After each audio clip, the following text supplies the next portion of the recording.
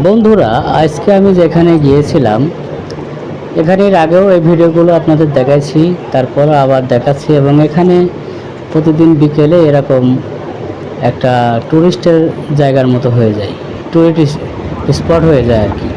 সবাই আসে বাচ্চা কাচ্চা নিয়ে, এবং দেখেন এখানে কি কি জিনিসপত্র বিক্রি করে। দেখেন এই যে কলা বিক্রি করতেছে,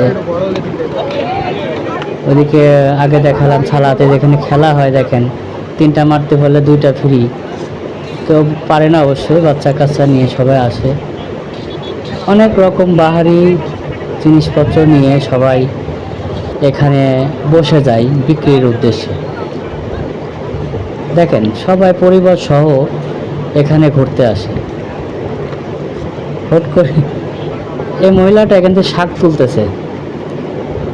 এই যে পাশে আরো সবাই সবজি চাষ করতেছে, এখানে চা বিক্রি করতেছে, এখানে এই যে সবজি তুলে প্যাক করতেছে আর কি। এই যে এখানে তৈরি করতেছে, পান বিক্রি করতেছে, এখানে বিভিন্ন ধরনের খেলনা বিক্রি করতেছে।